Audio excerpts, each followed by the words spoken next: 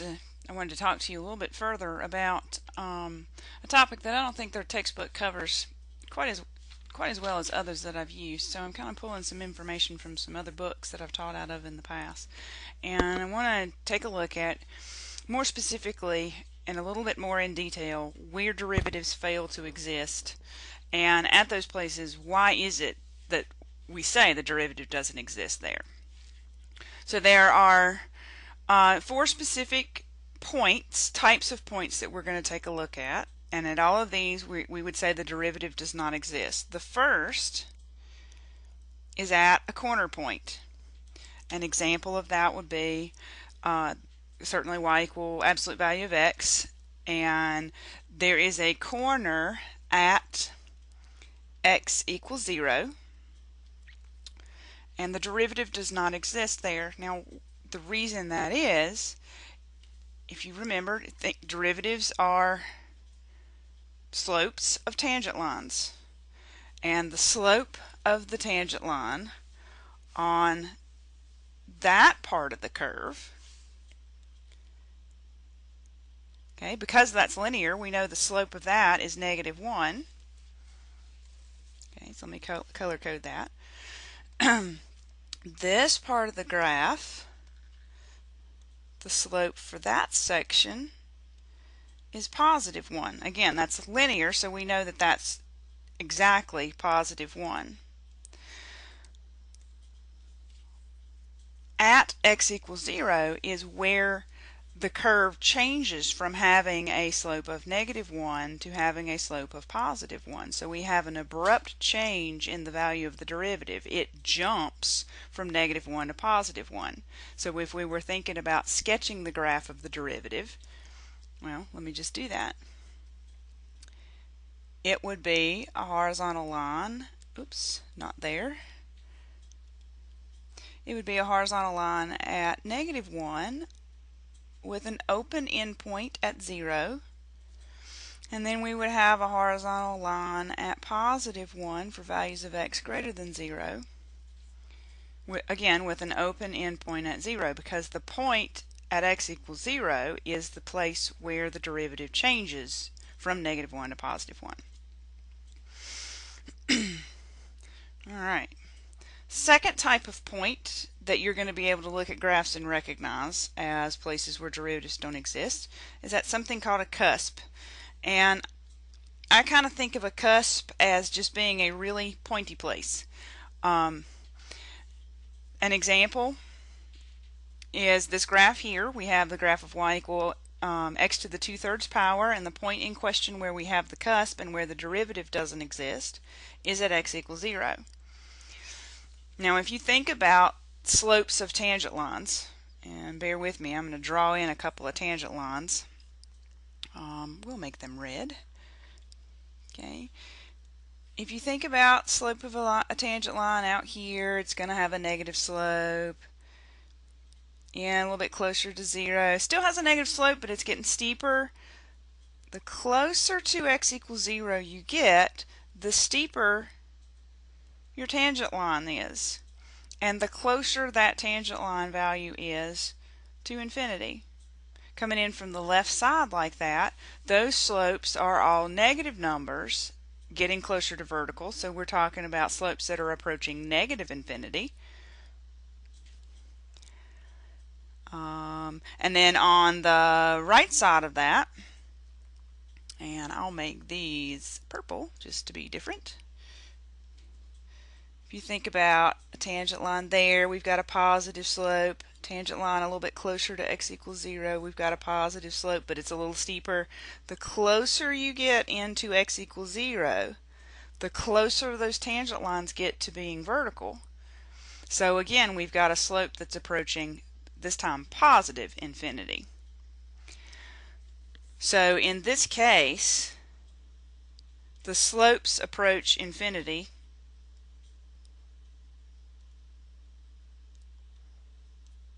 on one side,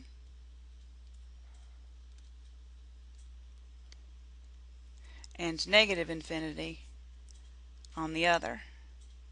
And that's going to actually happen anytime you have a cusp. Now that's a cusp that kind of points down, but if you had a graph that had a feature in it like that, okay, at that little pointy place, that's the cusp, the derivative wouldn't exist. We'd have positive slopes getting closer to vertical on the left side of that, and we'd have negative slopes getting closer to vertical on the right side of that. Okay, and that's really bad to sketch, but you get the picture. Alright, moving right along. The third type of point that you're going to be able to recognize that we would say the derivative doesn't exist is a place where the tangent line is vertical. Right? Actually, that is not y equal cube root of x, because I changed the function. That is y equal the cube root of x minus 1 plus 1. I played around with it until I got a picture I liked. At the point 1, 1, at the point where x is equal to 1, okay, which also corresponds to the point where x is equal to positive, the y value is 1. If you think about drawing tangent lines on that curve, let's see, what color tangent line? Let's do red tangent lines. Or black tangent lines. Okay, fine. If we drew the line tangent to the curve at that red point that I put on there, that line is vertical. What's the slope of a vertical line? Well, it's undefined. So the derivative value isn't going to exist in this case because it's infinite.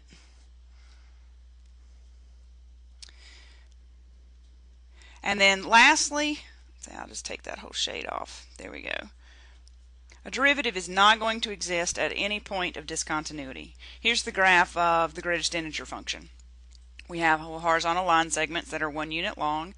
The right endpoint is closed because the greatest integer function gives us the greatest integer value equal to or less than x. And we have a jump discontinuity at every integer.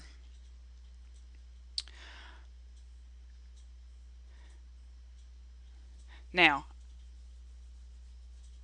let's see how to explain that to you exactly. This is a little harder, and I think I'm going to leave it to this.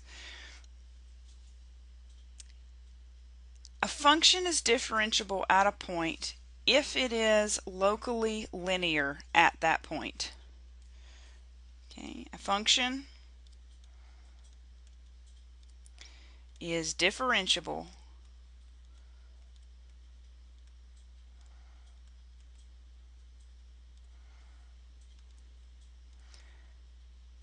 at a point if it is locally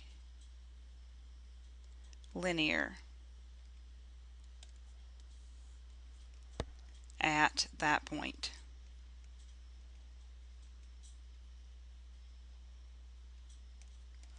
So what does that mean?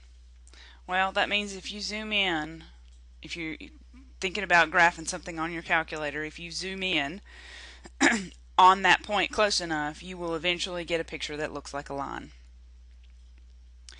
Where you have a discontinuity, you cannot have local linearity. For instance, if we zoomed in on this point, okay, that open end point right there, it cannot be locally linear at that point because there's no point there. You're never going to see a line going through the graph on your calculator through 1, 0. Let's see. If you take a look at this graph of this function, and we'll call it y equal f of x,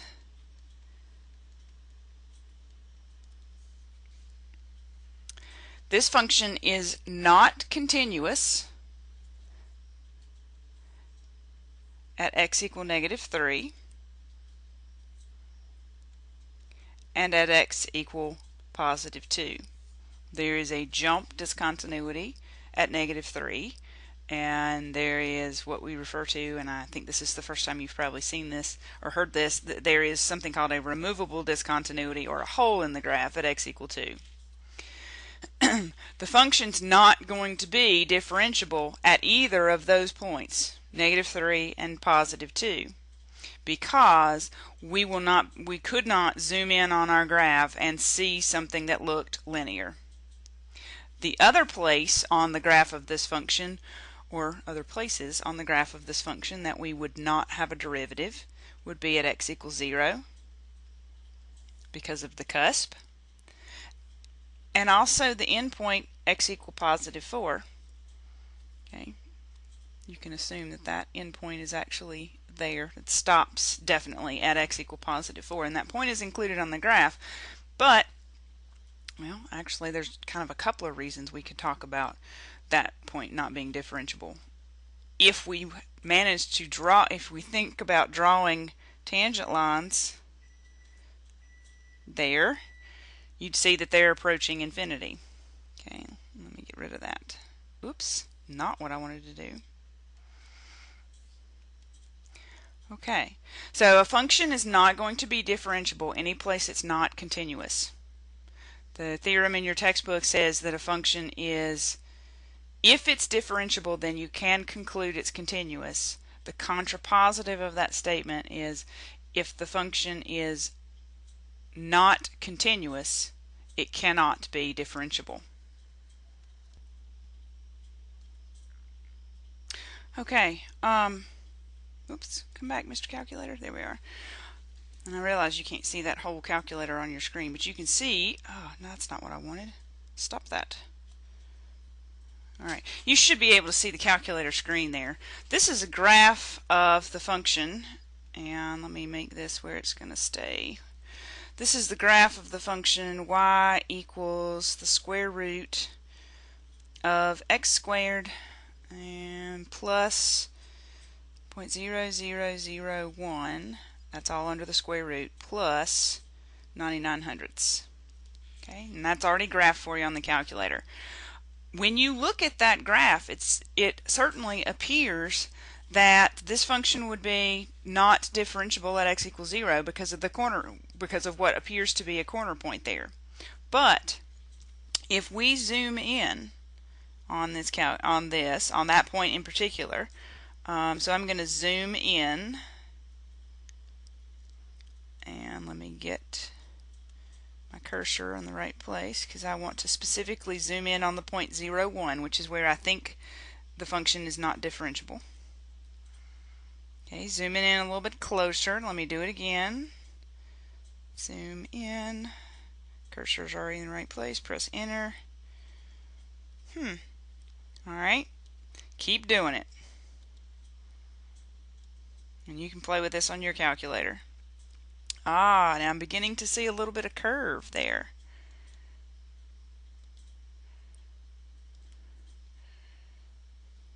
Definitely starting to see a little curve. Doing it again. Keep zooming.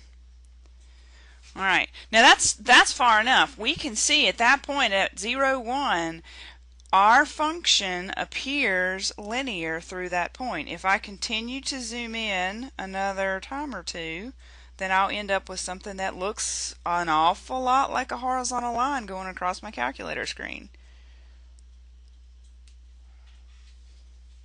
Okay. Here's an example of something that when you look at it at first, it does not appear to be locally linear, but on closer inspection, we actually do have something that's locally linear.